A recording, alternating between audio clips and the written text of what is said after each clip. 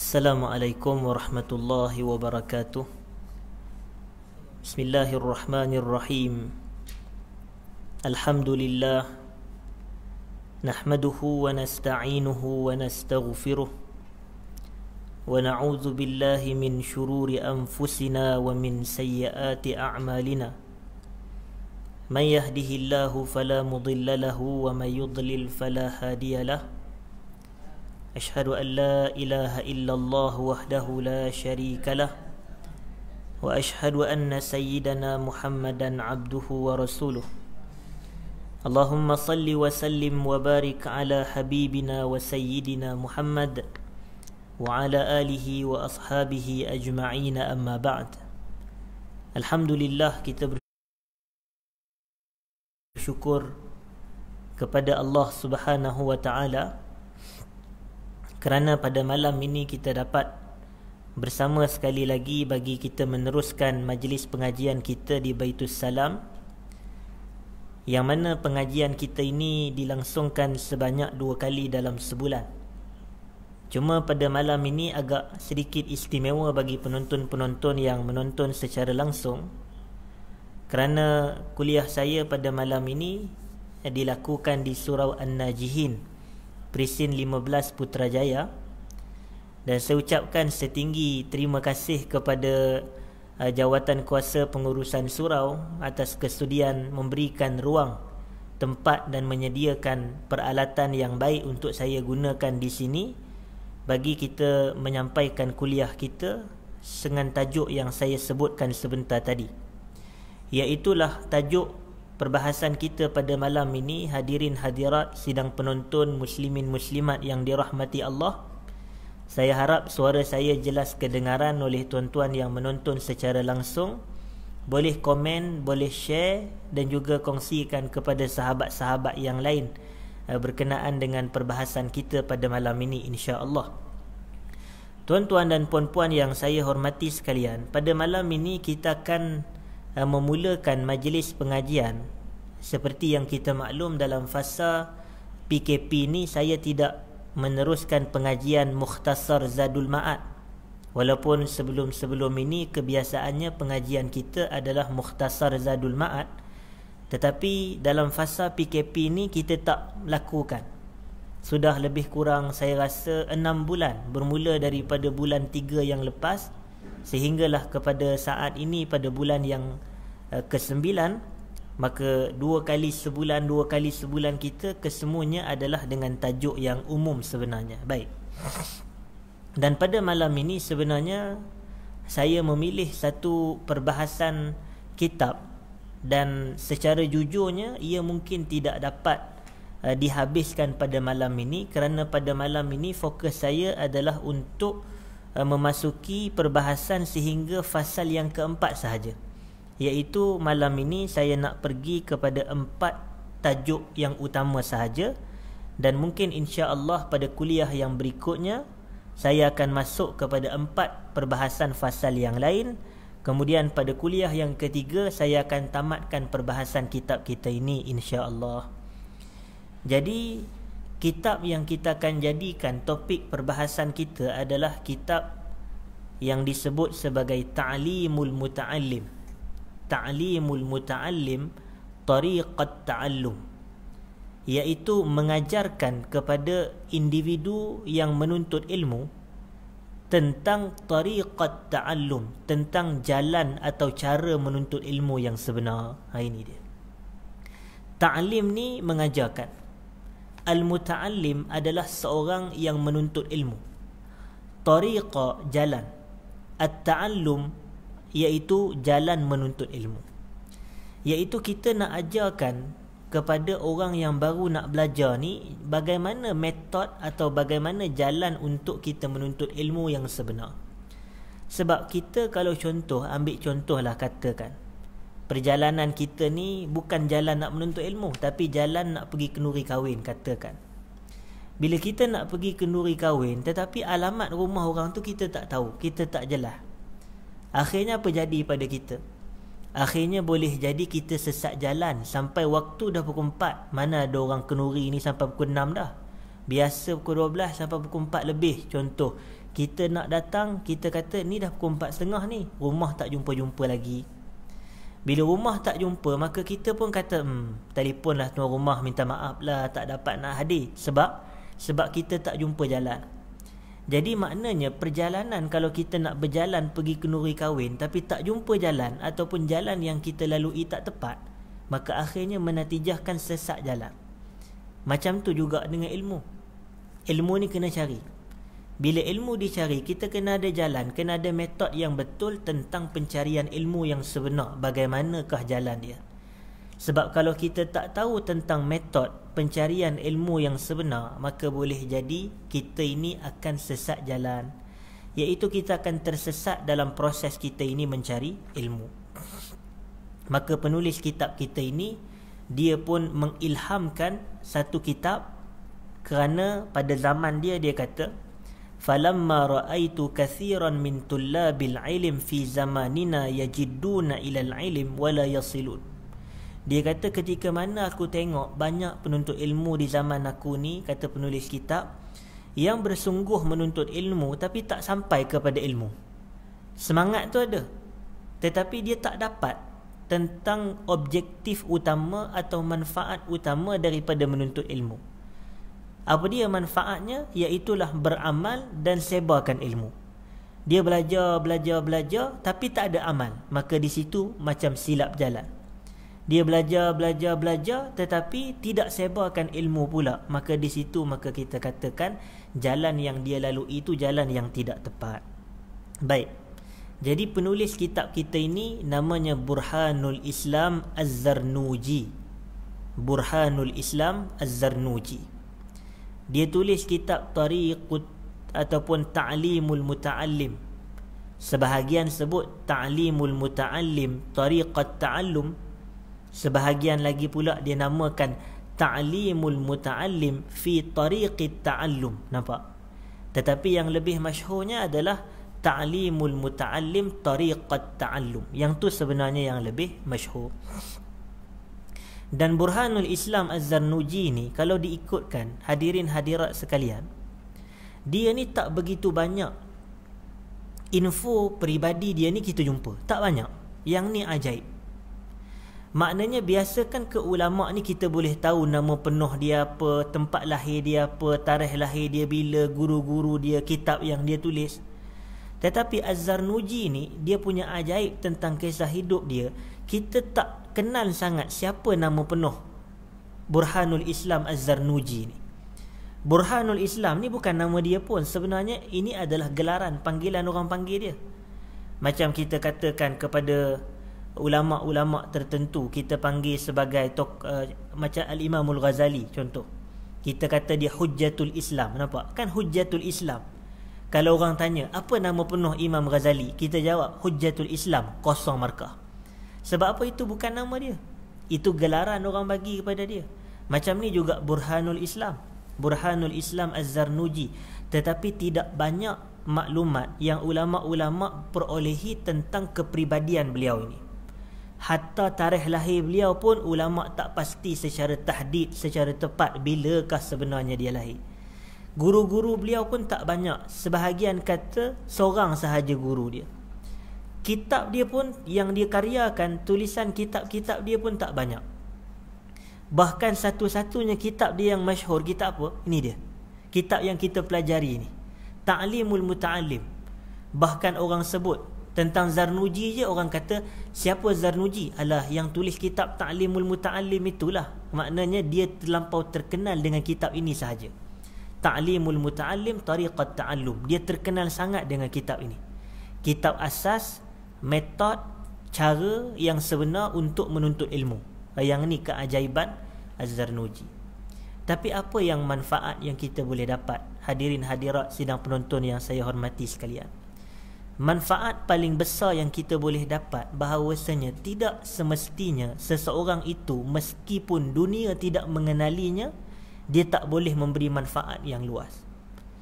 Kita ambil contoh, walaupun dunia tak berapa kenal sangat banyak maklumat tentang Al-Imam Az-Zarnuji ini, tetapi manfaat karya yang dia karyakan ini memberi manfaat kepada ratusan ribu, Bahkan tak kita katakan tak ada salah kalau jutaan muslimin sehari ini pada dunia dalam hari ini.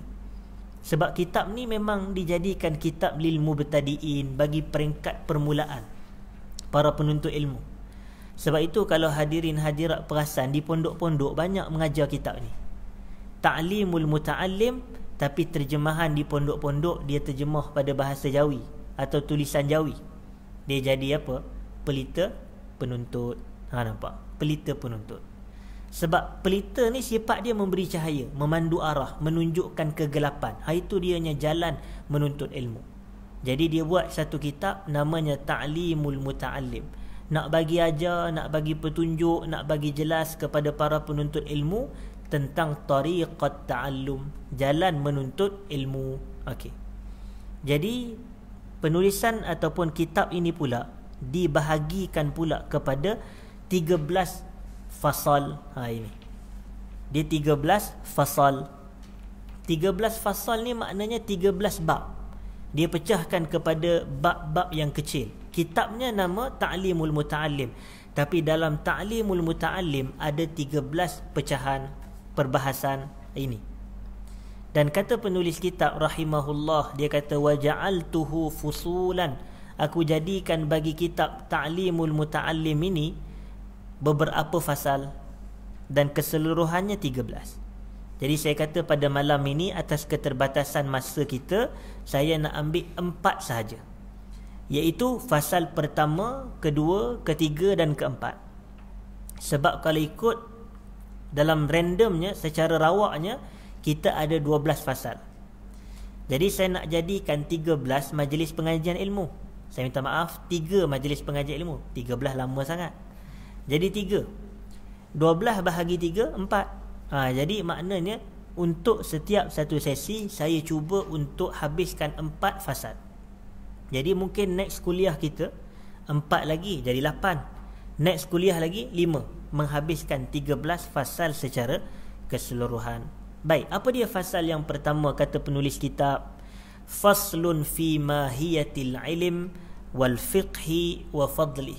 Fasal pada menjelaskan tentang hakikat ilmu, hakikat fiqh dan kelebihannya. Yakni kelebihan menuntut ilmu ataupun kelebihan ilmu itu sendiri. Yang kedua, faslun fin niyyati fi halit ta'allum. Fasal menjelaskan niat semasa kita menuntut ilmu. Niat semasa menuntut ilmu. Yang ketiga, faslun fi ikhtiyaril ilmi wal ustazi wasyariki wassabat. Fasal dalam pemilihan ilmu, fasal pemilihan guru, fasal pemilihan peneman, sahabat dan juga sabatnya kita, yakni tetap dan istiqamahnya kita. Dan yang keempat, insya-Allah kita akan juga lakukan pada malam ini fi ta'zimil ilmi wa ahli. Fasal yang menjelaskan tentang keagungan ilmu dan keagungan ahli ilmu. Ta'zim, iaitu saya minta maaf pada memuliakan ilmu dan memuliakan ahli ilmu, iaitu kita memuliakan pada ta'zim. Baik, jadi kita terus masuk kepada 4 perbahasan ini. Pertama sekali, hadirin hadirat sidang penonton yang dikasihi sekalian, faslun fi mahiyatil ilmi wal fiqhi wa fadlih.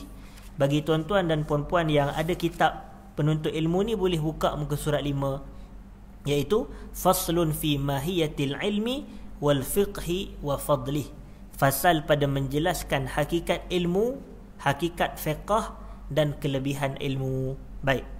Qala Rasulullah sallallahu alaihi wasallam, berkata Nabi kita sallallahu alaihi wasallam, talabul ilmi faridatun ala kulli muslim wa muslimah.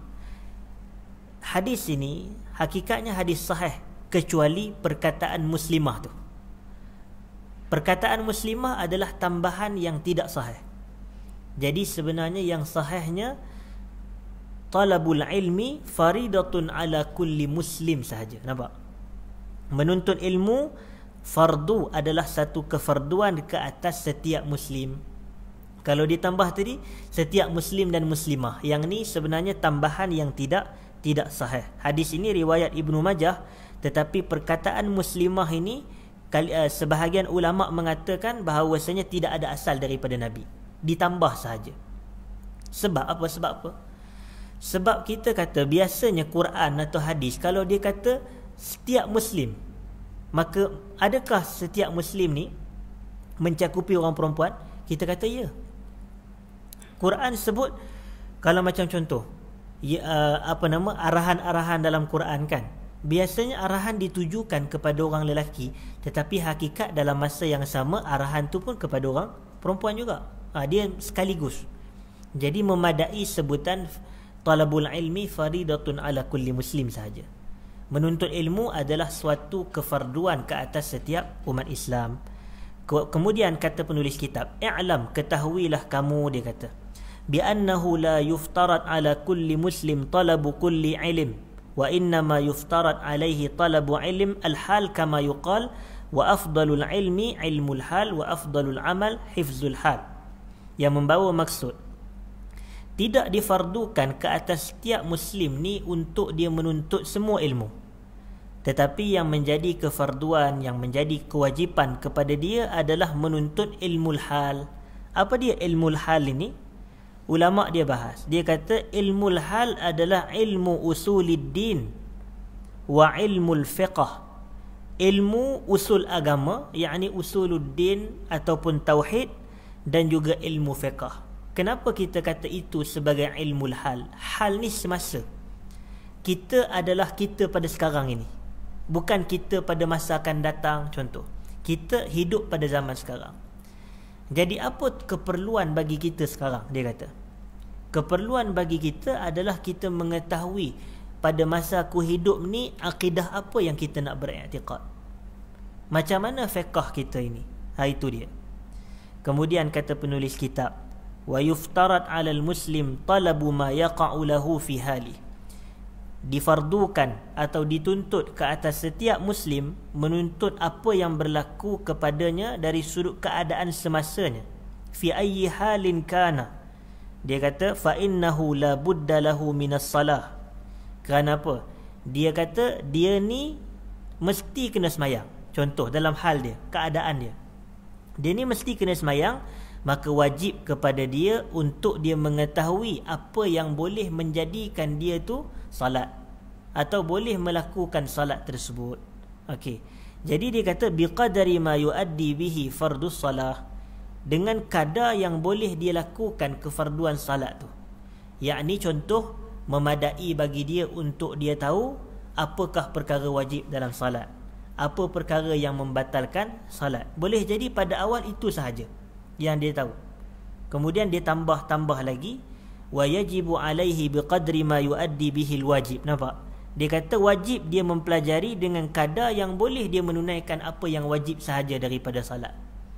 Maknanya kita pelajari rukun apa, perkara yang membatalkan salat, contoh syarat sah salat. Ini lianna ma yutawassalu bihi ila iqamatil fardi yakunu fardan. Dia kata perkara yang membawa kepada mendirikan yang wajib, maka perkara itu pun jadi wajib juga. Yang ni ada satu kaedah fiqh yang ulama letak. Ulama kata ma la yutimmul wajib illa bihi fahuwa wajib. Sesuatu kewajipan sekiranya ia tidak dapat dilakukan kecuali dengan sesuatu perkara, maka perkara itu pun jadi wajib juga. Contohnya apa? Sebab kita ni teori tak faham sangat, jadi kita kena bagi contoh. Contohnya kita nak pergi Mekah, nak buat ibadat haji. Sekarang ni nak buat haji, bukan masa Covid lah. Kalau sekarang ni zaman kita nak buat haji, boleh tak pergi haji tapi tak ada visa? Boleh tak pergi haji tapi tak ada pasport? Kita kata tak boleh lah. Sebab nak flight, nak ada apa semua, mesti kena ada visa tak? Dia ada visa haji dia. Jadi kena dapat benda tu dulu. Maknanya kalaulah kita ni tak ada pasport, menyebabkan tak terlakunya ibadat haji yang wajib tu, mendapatkan pasport tu jadi wajib, mendapatkan visa tu jadi wajib. Nampak? Jadi dia kata kita nak salat ni wajib, tapi macam mana kita nak melakukan kewajipan salat dalam keadaan ilmu tentang tu kita tak ada. Jadi ilmu tentang apa yang patut kita buat untuk laksanakan salat tu jadi apa? Hukum dia wajib juga. Nampak? Dia jadi fardu juga. Dia jadi satu perkara yang dituntut.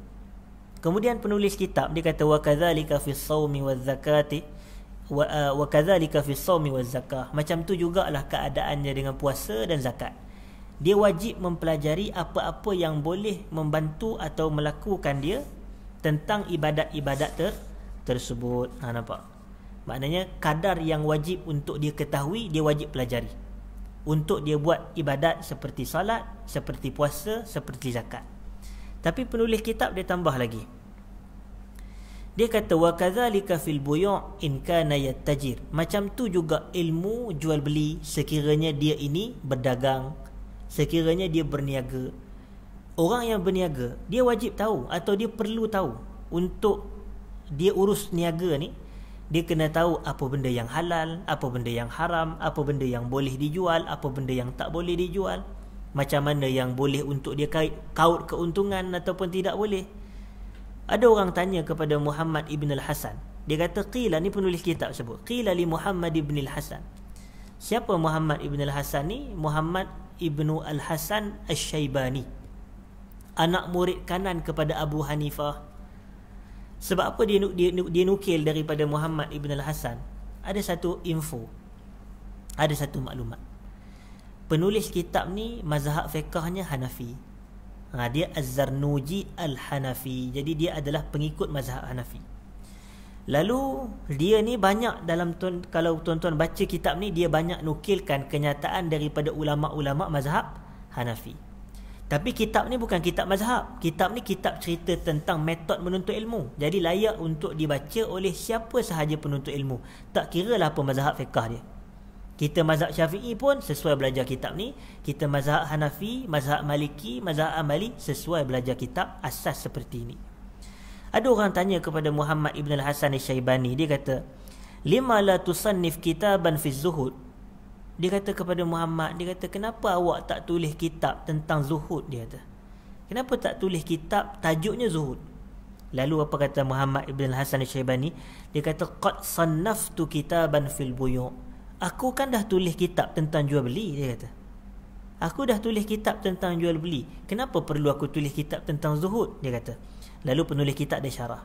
Dia kata, az-zahidu may yahtaris 'anis syubuhati wal makruhati fit tijarat. Orang yang zuhud adalah orang yang berhati-hati daripada setiap perkara yang meragukan, perkara yang makruh dalam jual beli. Nampak? Daripada kita tulis pasal zuhud, kita tulis pasal jual beli pun dah memadai dah. Sebab orang yang zuhud ni adalah orang yang meninggalkan benda-benda syubhat. Contoh dalam jual beli, boleh ke tak boleh dia buat benda ni, jadi dia tinggalkan. Itu orang zuhud sebenarnya. Dia meninggalkan, ataupun lebih tepat sebenarnya itu warak. Dia meninggalkan perkara yang takut kesannya pada akhirat kelak. Kemudian kata penulis kitab, wa kadzalika fi sa'iril muamalati wal hiraf. Itulah dalam urusan muamalat yang lain dan juga pekerjaan kita yang lain. Wa kullu man ishtaghala bi syai'in minha yuftaradu alaihi ilmu at-taharruz 'anil harami fi. Setiap daripada kita yang menyibukkan diri dalam urusan-urusan pekerjaan kita, maka menjadi tuntutan kepada kita untuk mempelajari ilmu yang menyelamatkan kita daripada perkara haram terhadap isu tersebut. Contoh, tuan-tuan kerja apa? Tak semestinya kerja peniaga je. Tapi kita boleh jadi ada orang dia bukan peniaga, dia sebagai penjual ataupun dia staff. Macam contoh orang yang kerja di 7E, dia kerja sebagai apa? Cashier, betul tak? Jaga kaunter. Jadi dia sebenarnya menjadi tuntutan untuk dia ada ilmu tentang pekerjaan dia tu. Adakah boleh untuk dia ini, orang kata pegang botol arak yang customer beli, macam mana dengan sumber pendapatan dia? Dia tahu, dia patutnya bertanya. Itu satu. Begitu juga seseorang sebagai doktor. Doktor yang medical doctors ni lah.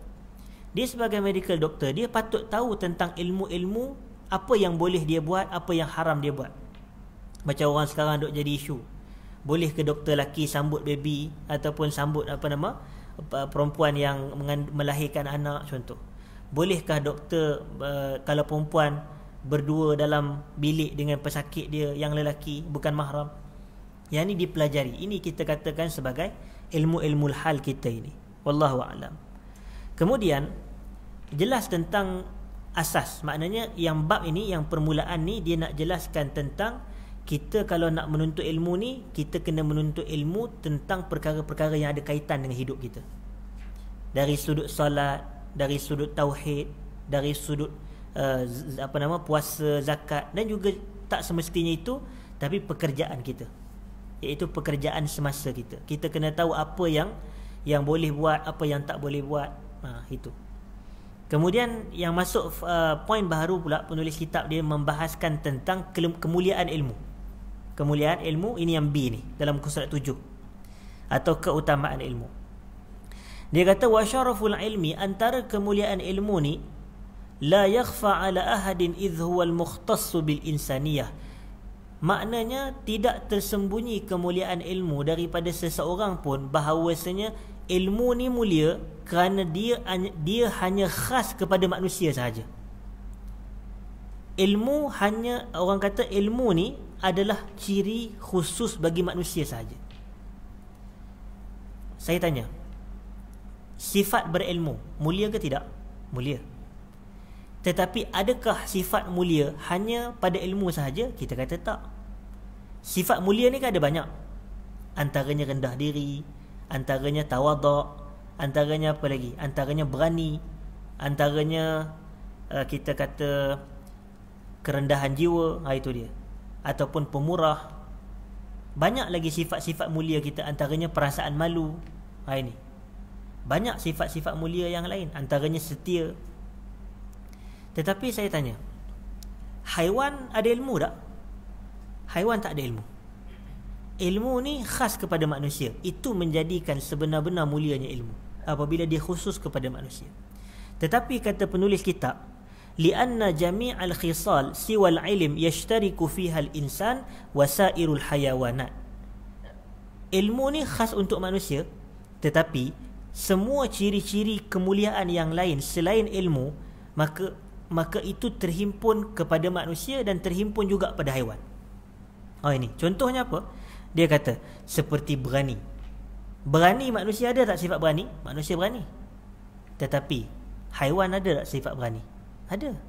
Sifat keberanian, haiwan pun ada. Sebab itu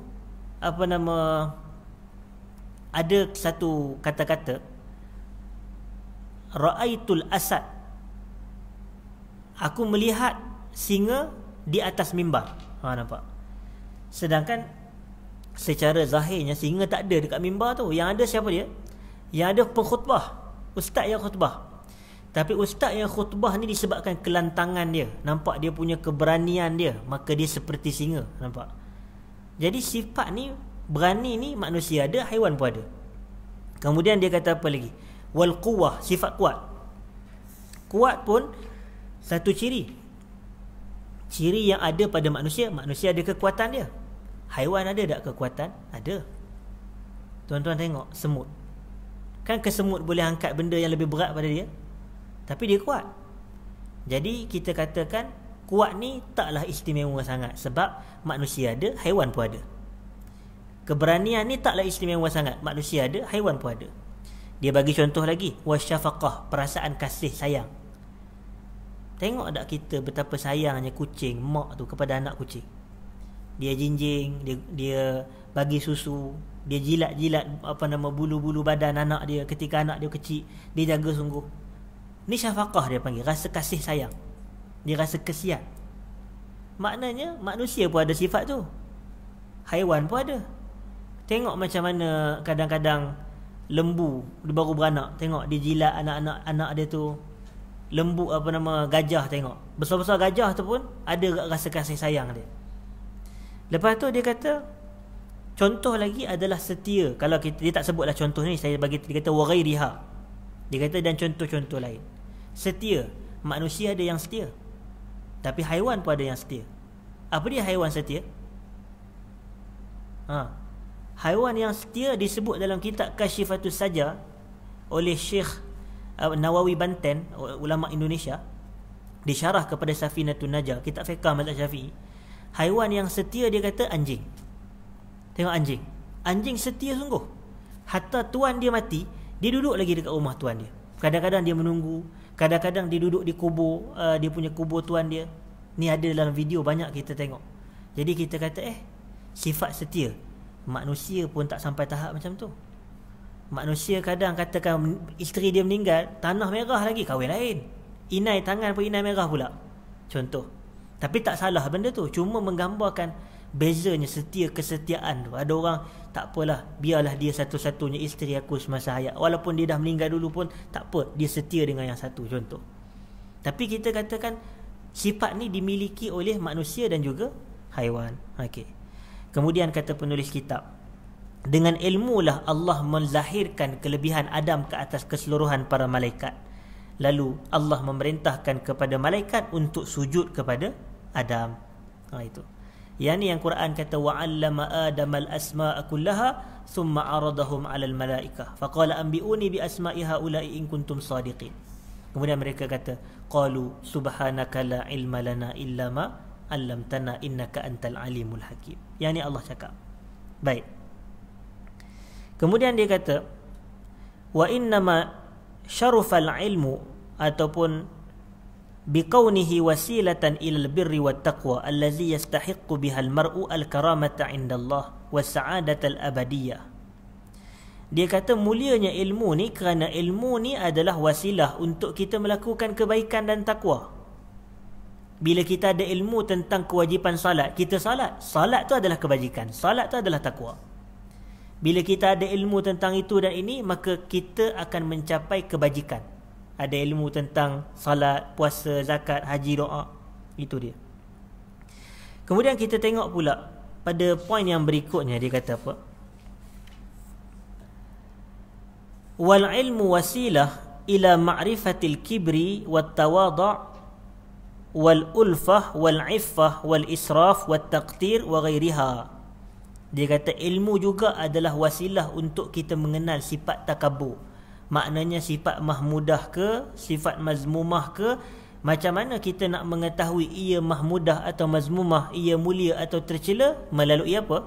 Ilmu. Jadi bila melalui ilmu kita tahu takabur ni dilarang, tawaduk ni disuruh, ulfah perasaan kasih sayang, iffah perasaan jaga diri. Kemudian dia kata wal israf, israf ni membazir, wat taqtir, taqtir ni kedekut, wa ghairiha, dan juga sifat-sifat yang lain. Wa kadzalika fi sairil akhlaq. Macam itulah ilmu adalah wasilah kita mengetahui akhlak-akhlak yang lain, seperti al-jud. Al-jud ni pemurah. Wal bukhl, bukhl ni bakhil, lawan kepada pemurah. Wal jubun, jubun ni adalah menghalang harta juga lebih kurang. Wal jara'ah, berani. Dia kata melalui ilmu kesemua perkara ini kita pelajari. Maknanya yang baik ke, yang buruk ke, kita dapat pelajari. Baik. Kemudian kata penulis kitab, dia kata apa? Yang buku terjemahan ni yang saya sebutkan tadi pada muka surat 10 tu. Dia kata belajar ilmu akhlak tu. Dia kata yakni seperti wajib belajar ilmu kelakuan hati, wajib juga belajar mengetahui sekalian perangai seperti pemurah, penyayang pada harta, penakut, berani, takbur, merendah diri dan ifah. Tapi dia tak ikut susunan yang ada dalam kitab Arab ni. Dia terbalik sikit susunan dia. Baik. Kalau ikut yang kitab Arab ni seperti yang saya sebutkan tadi. Kemudian disebutkan di sini, dia kata ilmu yang fardu kifayah dan yang haram dipelajari. Dia kata penulis kitab, dia kata dalam muka surat 11 bagi yang terjemahan, dalam muka surat teks Arabnya muka surat 63. Wa amma hifzu ma yaqa' fil ahayin fa fardun ala sabil kifayah. Kita mengetahui apa yang berlaku tu kadang-kadang. Dia bukannya hari-hari berlaku. Kalau salat, hari-hari tak salat? Hari-hari. Wuduk, hari-hari. Puasa pun selalu sebab saban tahun. Tapi ni benda yang jarang-jarang. Maka dia kata fardun ala sabilil kifayah. Dia kata fardu kifayah. Seperti contoh kita kata ibadat salat jenazah. Sebab salat jenazah ni mungkin dalam hidup kita ni bukan hari-hari kita lakukan. Kadang-kadang boleh jadi 3-4 bulan sekali. Tu pun jika ada tetangga yang dekat atau keluarga yang meninggal dunia. Tapi kalau nak sembahyang jenazah hari-hari kat mana? Pergi Mekah. Pergi Mekah hari-hari sembahyang jenazah. Yang part tu kita kata kena tahu macam mana nak salat tentang sembahyang jenazah. Lepas tu dia bagi definisi, dia kata idza qamal ba'du fi baldatin saqata 'anil baqin. Kalau dalam satu kawasan tu ada sebahagian orang dah buat, maka gugur kefarduan tu ke atas orang lain. Macam salat jenazah. Bila kita tengok ramai orang dah buat, kemudian kita ke belakang, tak ada masalah. Maknanya kita tak turut serta, sebab yang ni fardu kifayah. Baik. Tetapi fa in lam yakun fil baldati may yaqumu bihi ishtaraku jami'an fil ma'tham. Tapi kalau dalam satu kawasan semua tak buat, semua tak ada mayangkan jenazah kepada saudara se-Islam dia, maka dia kata ishtaraku fil ma'tham. Semuanya sekali dapat dosa. Semua berdosa. Fayajibu 'alal imami ay ya'murahum bidzalik, maka wajib mengarahkan rakyat untuk melakukannya walaupun ianya adalah fardu kifayah. Kemudian dia kata inna ilma ma yaqa' ala nafsihi fi jami'il ahwal bimanzilati at-ta'am la budda li kulli wahidin min dhalik. Apa kata penulis kitab? Dia kata ilmu terhadap perkara yang berlaku pada setiap masa pada jiwa, pada diri kita ini adalah sama seperti kedudukannya makan. Kita makan ni perlu tak? Hari-hari kita berhajat kepada makanan. Macam itulah contohnya keberhajatan kita terhadap ilmu tentang perkara yang kita buat selalu. Wa ilmu ma yaqa' fil ahayin bimanzilati dawa. Manakala ilmu terhadap perkara yang berlaku sekali-sekala ni seperti kedudukan ubat. Ubat ni tuan-tuan makan hari-hari ke? Kita kata tak, kita makan bila perlu. Jadi macam tu juga. Yahtaju ilaihi fi ba'dil awqat. Tapi bila perlu, adakah bermakna kita tak boleh, kita akan tinggalkan ubat 100%? Kita kata tak, ada masa kita ambil juga ubat tu. Maknanya ilmu tu kita ambil juga, cuma kita taklah lazimi dia ataupun taklah kita struggle ilmu tu seperti mana strugglenya ilmu terhadap hari-harian kita ini. Kemudian dia nak bahas pula tentang ilmu perkara yang diharamkan. Macam kita tahu, ada ilmu yang bermanfaat, ada ilmu yang tidak bermanfaat. Ada doa daripada Nabi SAW. Nabi kata, wa a'udzubika min ilmin la yanfa'. Ya Allah, aku mohon perlindungan daripada ilmu yang tak bermanfaat. Kata penulis kitab, ilmu nujum, ilmu kaji bintang ni, dia kata ilmu kaji bintang bimanzilatil marad, adalah sama kedudukannya dengan sakit. Dia kata bila dia sama kedudukan dengan sakit, maknanya dia tidak ada manfaat. Sakit ni bukan orang suka, orang tak nak sakit. Dia kata ta'allumuhu haram, mempelajarinya adalah haram. Li'annahu yadurru wa la yanfa', kerana mempelajari ilmu kaji bintang memberi mudarat dan tidak memberi manfaat. Dia kata wal harab an qada'illahi ta'ala wa qadarihi ghairu mumakkan, dan dia adalah ilmu yang melarikan diri daripada qada' dan qadar Allah. Fayambaghi likulli muslim ay yashtaghila fi jami'i awqatihi bi dzikrillah ta'ala. Dia kata menjadi satu tuntutan kepada setiap muslim untuk menyibukkan keseluruhan waktunya dengan zikir pada Allah Taala. Wa du'a, berdoa pada Allah. Wa tadarru', merendah diri kepada Tuhan. Wa qiraatil Quran, baca Quran. Was sadaqat, dia dan juga sedekah. Dia kata sedekah ni dapat menolak bala, dia kata. As-sadaqat ad-dafi'a lil bala. Was-salat wa yas'alullaha ta'ala al-afwa wal-afiyata fid dunya wal akhirah. Dan dia sepatutnya menyibukkan masa-masa dia atau memenuhkan masa-masa dia dengan minta daripada Allah kemaafan, minta afiat daripada Allah Ta'ala. Dia kata apa? Di dunia dan akhirat, liyasunullaha anhu ta'ala al-bala wal-afat. Fa inna man ruziqa ad-du'a lam yuhram al-ijabah.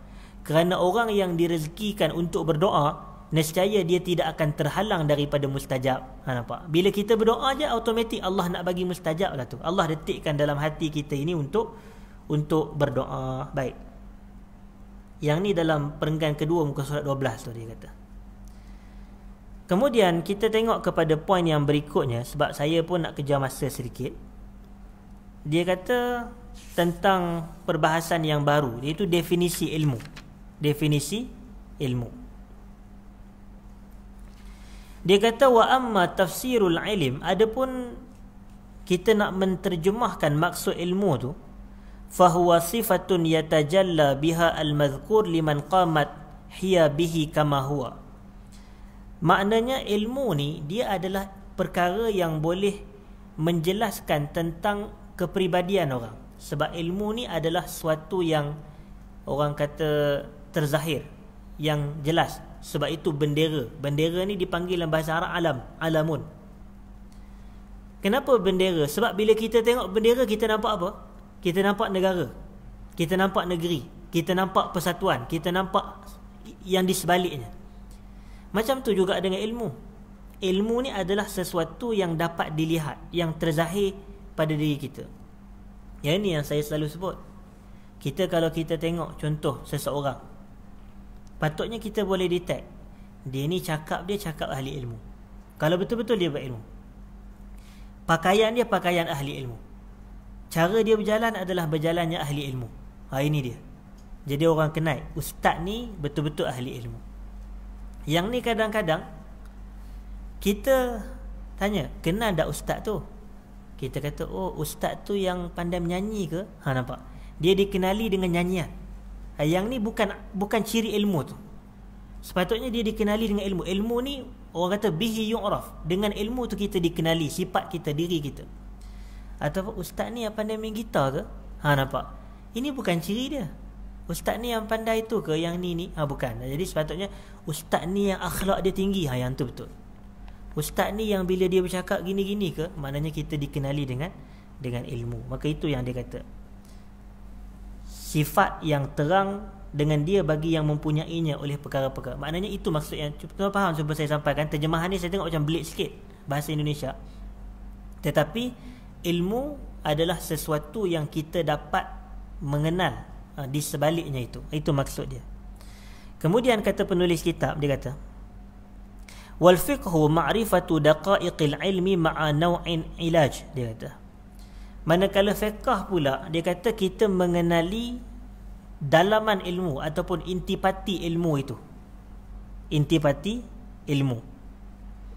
Jadi bila kita mengenali intipati ilmu, dia kata maknanya benda yang daqiq. Dalam bahasa paling mudah, fiqh adalah pengetahuan yang mendalam. Itu maksudnya, pengetahuan yang mendalam. Macam kita sebut, ada orang dia tahu, tapi ada orang dia faqih. Ada orang dia alim, tapi ada orang lain dia faqih. Contoh, boleh jadi orang yang ada ilmu, dia tahu adanya hadis Nabi SAW yang membenarkan atau yang menyuruh supaya semayang pakai selipar. Ada hadis, dia ada ilmu. Tetapi kita nak tengok, ada orang dia bukan semata ada ilmu, tetapi dia tahu ada tempat yang boleh pakai selipar, ada tempat yang tak boleh pakai selipar. Yang ni faqih. Sebab apa? Dia kata hadis tu betul, tetapi nak menggambar kepada keharusan. Tetapi tempat kita ni, dia kata kita ada kapet, kita tak nak kasut bawa masuk dalam selipar, sebab benda ni dari sudut fiqahnya tidak tepat. Dari sudut itu, kepahaman beragama. Ada orang dia ada ilmu, dia tahu nak tutup aurat, nak salat kena tutup aurat. Tapi ada orang ni dia faqih, dia bukan semata tahu salat ni kena tutup aurat, tapi kena mengelakkan pakaian-pakaian yang bertulis-tulis, bergambar, berwarna yang mengganggu jemaah di belakang. Nampak? Itu fiqh, kepahaman yang mendalam. Dan fiqh tu dia, sebab itu apa kata Abu Hanifah disebut di sini? Nak ulama apa dia sebut? Abu Hanifah, kan dia mazhab Hanafi. Dia kata, dan Abu Hanifah berkata, dia kata al-fiqhu ma'rifatun nafsi ma laha wa ma 'alaiha. Fiqh ni adalah mengenali jiwa, hak dan tanggungjawab. Itu maksud dia. Kita mengetahui hak dan tanggungjawab ke atas jiwa atau ke atas diri kita. Apa hak kita, apa tanggungjawab kita. Itu dianya sepatutnya maksud fiqh. Sebab itu kadang-kadang kita kena kenal jiwa-jiwa manusia ini dalam memahami fiqh. Kemudian kata penulis kitab lagi, dia kata, di quote daripada Abu Hanifah, mal ilmu li illa lil amali bihi. Tidaklah ilmu tu melainkan untuk diamalkan. Okey. Wal amalu bihi tarkul ajil lil ajil. Beramal dengan ilmu adalah kita meninggalkan yang segera ni untuk yang akan datang. Maksudnya adalah kita meninggalkan dunia untuk manfaat akhirat. Itu maksud dia. Itu antara proses kita beramal. Cuba tengok orang yang beramal, kadang-kadang dia tak dapat dunia. Macam dia semayang. Orang lain apa? Orang lain pergi berniaga, orang lain pergi main saham, orang lain itu ini. Tapi dia fokus dia, okey. Tapi dia tinggalkan untuk apa? Untuk maslahah akhirat dia. Orang lain seronok. Dia kata orang lain ni seronok enjoy dunia, pergi karaoke, pergi berjudi katakan, pergi buat apa-apa benda keseronokan dunia, minum arak. Tapi dia meninggalkan semua keseronokan dan syahwat itu adalah untuk apa? Untuk akhirat. Itu dia kata tarkul ajil lil ajil, meninggalkan yang segera kepada yang akan datang nanti. Fayambaghi lil insani alla yaghfala an nafsihi ma yanfa'uha wa ma yadurruha. Maka dituntut bagi manusia ini untuk dia tak lalai terhadap dirinya perkara yang memberi manfaat dan juga mudarat pada diri dia. Dia kena tahu fi awaliha wa akhiriha, iaitu pada dunia dia dan pada akhirat dia. Wa yastajlibu ma yanfa'uha wa yajtanibu amma yadurruha. Dia ambil apa yang memberi manfaat seperti solat, seperti ibadat, seperti amal soleh, kebaikan. Wa yajtanibu amma yadurruha, dan dia menjauhi perkara yang dapat memudaratkan dia di dunia dan akhirat. Mana tak mudarat? Kalau mencuri kena potong tangan, tak ke mudarat tu? Kalau berzina dia kena sebat. Kalau minum arak dia kena sebat. Nampak? Jadi itu memberi mudarat. Macam tu juga itu dunia. Tapi ada lagi mudarat di akhirat. Mudarat di akhirat boleh jadi kita buat dosa banyak, tok Allah campak dalam neraka Allah. Wal'iyyazubillah. Mudarat. Jadi itu kita wajib mengetahui. Okey. Kemudian kita masuk kepada fasal yang kedua. Apa kata penulis kitab? Faslun fi niyyati fi halit ta'allum. Fasal pada menjelaskan niat semasa kita menuntut ilmu. Nampak? Kata penulis kitab, summa la budda lahu minan niyyati fi zamani ta'allumil ilm. Kemudian berhajat kita ni pada niat semasa kita ini menuntut ilmu. Izin niyyah hiyal aslu fi jami'il af'al liqaulihi alaihi salam innamal a'malu binniyat. Dia kata kerana apa?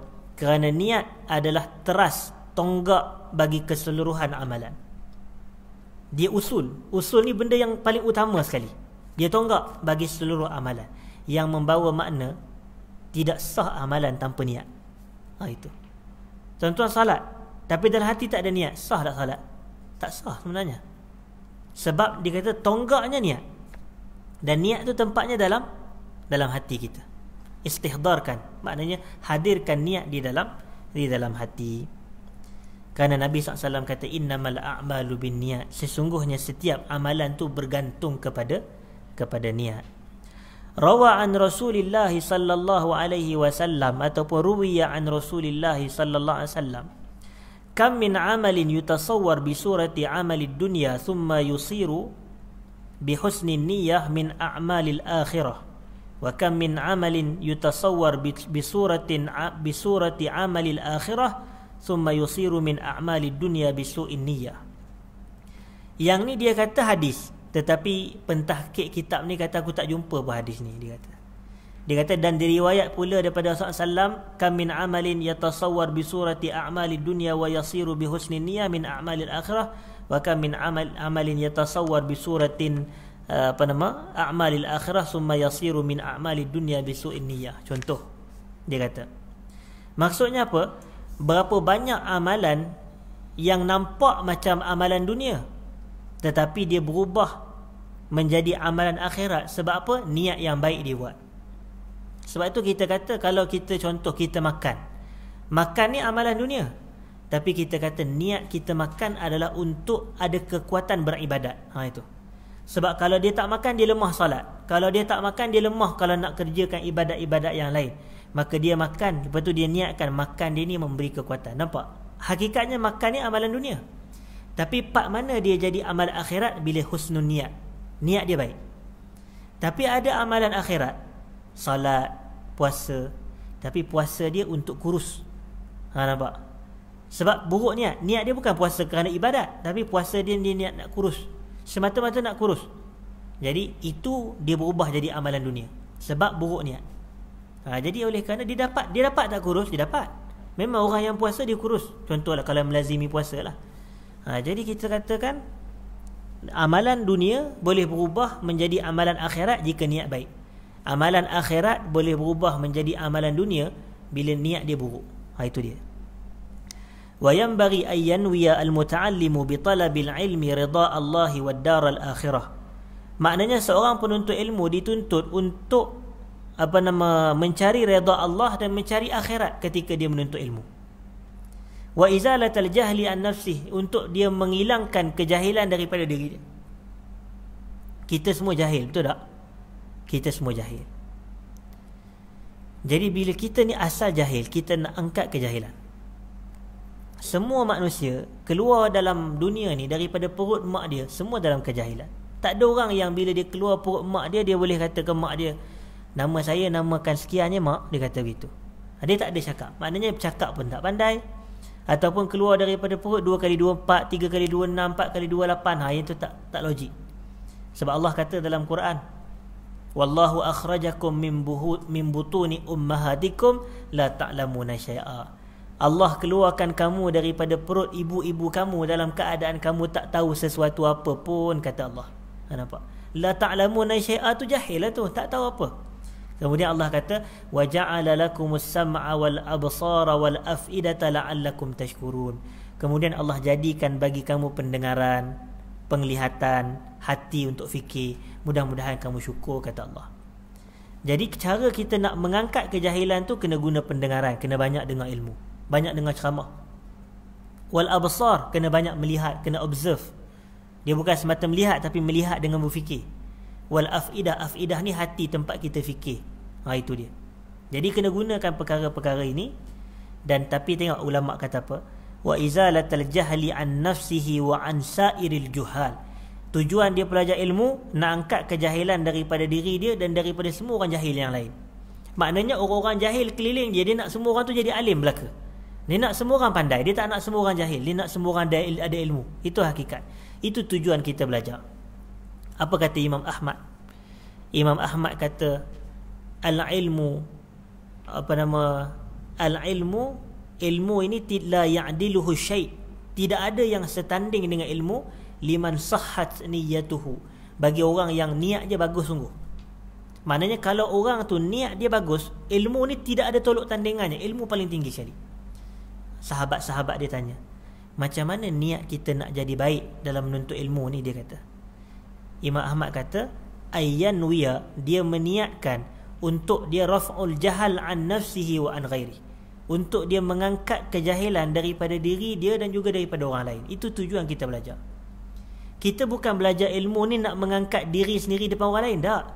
Kita nak mengangkat kejahilan daripada diri kita dan daripada orang lain, supaya semua orang ni alim, semua orang ada ilmu, khususnya tentang fardu ain. Kita nak bagi orang tahu begitu. Itu tujuan. Kemudian wa ihya ad-dini wa ibqa al-Islam. Dia kata tujuan kita belajar ilmu adalah untuk menghidupkan agama dan mengekalkan Islam. Kerana apa? Fa inna baqa al-Islami bil ilm. Islam kekal dengan ilmu. Wala yasihhu az-zuhud wat taqwa ma'al jahal. Ini kata penulis kitab. Tu bagus tu. Dia kata tak sah zuhud dan takwa ni dengan kejahilan. Ada orang nampak zuhud tapi jahil, ada orang nampak bertakwa tapi jahil, dia tak ada ilmu. Yang ni kata penulis kitab tidak sah. Baik. Kemudian kita tengok muka surat yang berikutnya. Yang ni kata-kata syair ni kita kata wa ansyadana ni nasyid lah. Wa ansyadana Syekhul Imamul Ajal Al-Ustaz Burhanuddin Sahibul Hidayah li ba'dihim syi'ran fasadun kabirun alim mutahattik. Dia kata kerosakan yang besar jika ada ahli ilmu, ada ulama yang buat dosa, buat maksiat. Wa akbaru minhu jahilun mutanassik.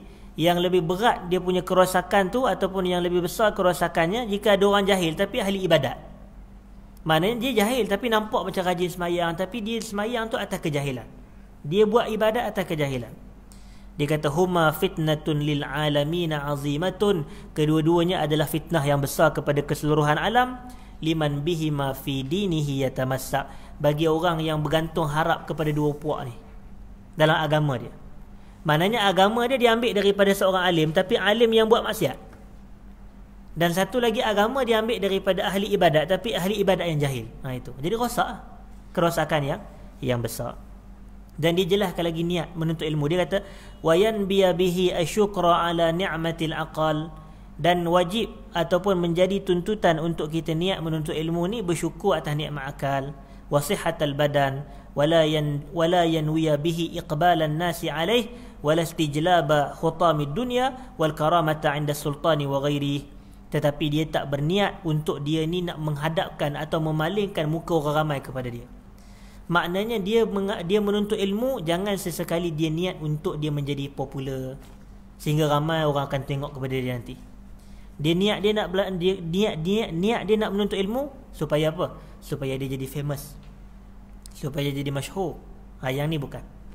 Yang ni Nabi tak bagi. Dalam hadis riwayat Al-Hakim, Nabi kata SAW, la tata'allamul ilma litubahu bihil ulama wala litumaru bihi sufaha wala litatakhayyaru bihil majalis wa man fa'ala dhalika fannar annar, kata Nabi. Jangan kamu mempelajari ilmu untuk kamu bermegah-megah dengan para ulama. Kan ada orang gitu, dia ada ilmu je untuk dia debate dengan ulama ataupun dia nak debat. Alah, syekh ni nampaknya hebat, tapi aku tahulah dia ni macam mana, nampak. Padahal dia baru je, orang kata istilah orang utara dia panggil nangoi. Tahu tak nangoi? Maknanya dia baru je belajar agama. Kita ni standard macam orang baru belajar silat, tuan-tuan. Orang baru belajar silat, pantang sikit dia nak singsing lengan dah, kira nak bergaduh je. Padahal baru belajar 2-3 muka je. Tapi tengok maha guru silat, orang kata macam-macam, dia cool, dia relax saja. Macam tu kita dalam ilmu ni. Sepatutnya bila kita ni baru belajar, kadang-kadang tak bagusnya baru belajar mula nak berdebat dengan orang, hatta ahli ilmu. Ni tak tepat. Dan Nabi kata wala litumaru bihi sufaha, jangan belajar ilmu untuk kita berdebat dengan orang-orang jahil. Ni kadang kita dah tahu dia tu tak cerdik, tapi kita nak, jom kita buka kitab, macam tu, jom kita buat majlis debat. Dan kata penulis kitab lagi, wala litatakhayyaru bihil majalis, jangan kamu belajar ilmu untuk kamu ni terpilih dalam majlis-majlis yang tertentu. Maknanya untuk bagi orang ramai nampak dia, orang ramai hadap kepada dia. Dia kata wala istijlaba hutamid dunia, dan bukannya untuk kita mendapat habuan dunia kita menuntut ilmu ni. Menuntut ilmu sebab kita kata ini market sekarang. Nampak? Dia kata market sekarang, penuntut ilmu ni, kalau siapa yang menuntut ilmu, dia boleh jadi kaya raya, dia boleh dapat rumah besar, contoh. Jangan ada niat macam tu. Wal karamata 'inda sultan, dan jangan dia menuntut ilmu untuk dia mendapat kemuliaan di sisi pemerintah. Bukan, itu bukan tujuan dia. Lalu kata Muhammad Ibn Hasan, dia nukilkan, ni mazhab Hanafi ni. Dia kata law kana an-nasu kulluhum 'abidi la'ataqtuhum wa tabarra'tu an walaihim. Kalaulah manusia ni semuanya hamba-hamba aku akan bebaskan mereka, dan aku akan berlepas diri daripada walaknya mereka kepada aku, yakni ketaatan mereka kepada aku. Dia kata wazalika, sebabnya kerana apa, kata Zarnuji, li'anna man wajada lazzatal ilmi wal amal bihi, sesiapa yang merasai kelazatan ilmu dan kelazatan beramal dengan ilmu ni, dia kata qallama yarghabu fima 'indan nas, sikit sangat dia nak berharap apa yang ada di sisi manusia ni. Bila dia dah tahu kemanisan ilmu ni, dia tak berharap sangat dah kepada apa yang ada di sisi manusia. Manusia nak bagi itu, nak buat itu, nak kepada dia tak nak harap apa dah. Baik. Tetapi kata penulis kitab, dia kata apa? Dia kata Allahumma illa idza talabal jahalil amri bil ma'rufi wan nahyi 'anil munkar. Dia kata melainkan bagi orang yang menuntut kemuliaan untuk dia mencegah kemakrufan dan untuk dia menyuruh kepada yang makruf dan dia mencegah kepada yang munkar. Wa tanfizil haq, untuk dia melaksanakan yang hak. Wa i'zazid din, untuk dia memuliakan agama. Ada orang dia mencari kemasyhuran untuk dia amar ma'ruf nahi munkar, ataupun dia cari jah, pengaruh. Macam kita kan, contoh, kita tahu kadang-kadang katakan bila kita ada kuasa, kita macam-macam benda kita boleh buat. Tetapi tak ramai orang nak merebut kuasa tu, ataupun tak ramai orang yang nak berusaha untuk berkuasa. Sebab kita tengok cara sistem kita pada hari ni lah kan. Sistem kita pada hari ni kalau nak kuasa, orang kata politik. Tapi kadang-kadang tak semua orang yang ada kuasa tu terlibat dengan politik. Nampak? Kadang-kadang dia penjawat awam tapi dia ada kuasa. Kadang-kadang dia ni orang kata tak terlibat dalam politik pun, tapi dia ada kuasa. Tapi kita kata dah nak buat macam mana, yang kata yang paling berkuasa tu mesti melalui politik juga. Lalu ada orang dia masuk politik. Contoh, dia masuk, dia mencari pengaruh, dia mencari orang kata pengaruh, tetapi roh Islamnya masih kuat. Tujuannya tak lain tak bukan untuk dia menegakkan amar makruf nahi munkar, untuk dia memuliakan agama, bukan untuk diri dia sendiri. Maka kata penulis kitab, fayajuzu zalik, benda ni boleh, tetapi biqadari ma yuqimu bihi al-amru bil ma'ruf wan nahi 'anil munkar. Tapi dengan kadar dia. Maknanya bila dia dah berjaya buat yang tu, maka di situlah tahap dia. Kemudian kata penulis kitab, wa yanbaghi li talibil ilmi ay yatafakkara fi dhalik. Tetapi penuntut ilmu ni dia kena fikir dulu nak buat benda tu. Fa innahu yata'allamu al-ilma bi juhdin kathir. Kerana dia menuntut ilmu ni dengan penat yang begitu banyak, dengan usaha yang begitu banyak. Fala yasrifuhu ila dunya al-haqirah al-qalila al-faniyah. Maka tak perlulah dunia yang hina ni, dunia yang sementara ini untuk melalaikan dia. Ialah melalaikan dia daripada kemuliaan dan kehebatan ilmu yang dia ada. Qala an-nabiy sallallahu alaihi wasallam, Nabi sallallahu alaihi wasallam berkata, ittaqud dunya fawallazi nafsu Muhammadin biyadihi innaha la ashar min Harut wa Marut. Takutlah kamu pada dunia ni, demi Allah, kata Nabi SAW, dunia ni lebih kuat sihirnya daripada Harut dan Marut. Nampak? Maknanya lebih bahaya sihir dia. Kemudian kita tengok yang berikutnya, kata penulis kitab, wa yanbaghi li ahli al-ilmi alla yuzilla nafsahu bit-tama' fi ghairi al-mutma' wa yahtariz amma fihi muzillatul ilmi wa ahli.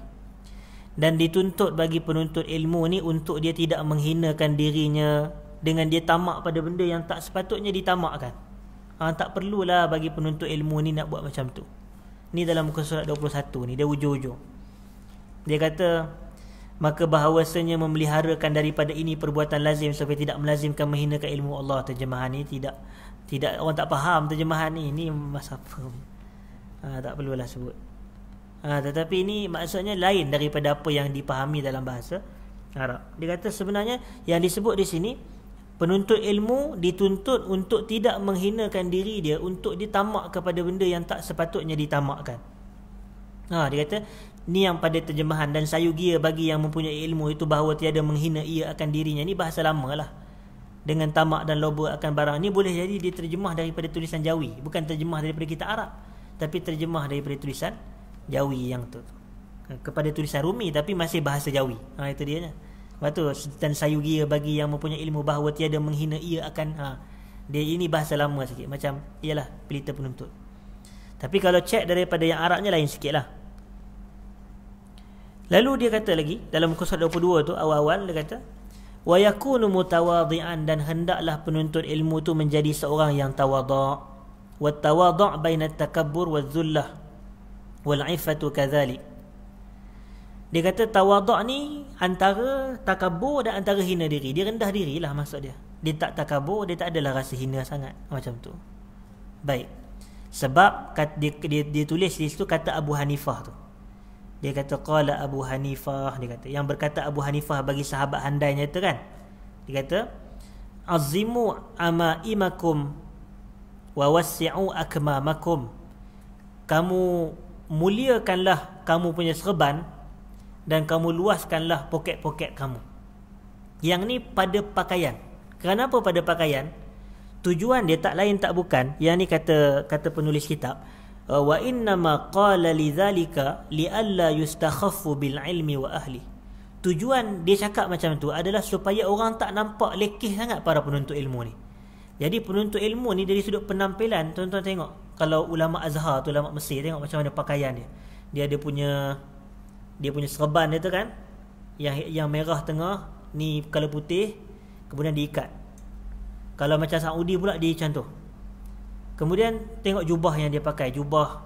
Tapi kalau kita tengok puak-puak ini, maknanya ulama-ulama ni Mesir ke Saudi ke, daripada pakaian dia tu kita nampak hebat, nampak gah, nampak dia pakai jubah tu, walaupun jubah tapi dia bukanlah jenis pakai jubah lusuh 13 hari tak basuh. Itu nampak kalau orang tengok, Allah, tengok penuntut ilmu, nampak ahli ilmu macam tu, dia nampak macam dia akan tidak dimuliakan. Tapi dicadangkan begini, dicadangkan supaya ni saya baca apa yang kata pentahqiq kitab. Dia kata yang bagi lil muta'allim, dituntut bagi orang yang menuntut ilmu, ay yazhar bi mazharin hasan yaksibuhul ihtiram ta'ziman lil ilmi wal ulama. Dituntut bagi para penuntut ilmu untuk menzahirkan pemandangan yang baik, pemandangan yang cantik, yaksibuhul ihtiram, yang mana bila pakaian dia segak, bila dia punya, orang kata contoh, dia punya peribadi dia nampak kemas, nampak segak, orang akan rasa hormat. Bila orang hormat, automatik orang akan hormat kepada ilmu dan para ulama. Tengok ulama pakai, dia ada haibah, dia ada gah dia. Dia ada nampak ciri-ciri kehebatan dia. Wallahu ta'ala alam. Dan yang terakhir sebelum saya tutup, maknanya saya sempat mungkin untuk 2 bab sahaja pada malam ni, tak apa. 2 bab lagi mungkin pada kuliah akan datang. Tapi yang terakhir kita tengok, dia kata apa di sini? Waqad kana ustazuna Syekhul Islam Burhanuddin Ali bin Abi Bakar qaddasallahu ruhahu al-aziz amarani bi kitabatihi 'inda ar-ruju' ila baladi fakatabtuhu wa la budda lil mudarris wal mufti fi muamalatin nas minhu wa billahi taufiq. Dia kata guru kami Syekh Burhanuddin ni, yakni menyurat, ia akan daku dengan menyurat akan dia pada ketika pulang aku kepada negeriku, dan aku menyuruh akan dia, dan tak dapat tidak daripadanya bagi guru-guru dan tok-tok mufti pada kerja buat serta manusia seperti itu. Yang ini sebenarnya merujuk kepada perbahasan yang atas tu tadi, iaitu wa yanbaghi li talibil ilmi ay yuhassila kitab al-wasiyah allati katabaha Abu Hanifah rahimahullah li Yusuf ibn Khalid 'inda ar-ruju' ila ahlihi yajiduhu man yatlubul ilm. Dalam bahasa mudahnya, dia kata di sini ada kitab wasiah yang ditulis oleh Abu Hanifah ni kepada Yusuf bin Khalid Simti. Maka kitab itu dia kata cadangan yang baik untuk dirujuk oleh para penuntut ilmu. Dia kata gitu. Dan guru dia ni menyuruhkan penulis kitab kita ni, Burhanuddin ni, dia suruh untuk aku tulis sebenarnya, bukannya menyurat. Dia suruh aku tulis kitab ni balik. Ketika aku balik kepada negara aku, dia kata, aku ni Zarnuji lah penulis kitab kita. Dia kata ketika aku pulang daripada negara sampai ke negara aku, tulis balik kitab ni. Lalu dia pun kata fakatabtuhu, aku pun tulis semula kitab tu.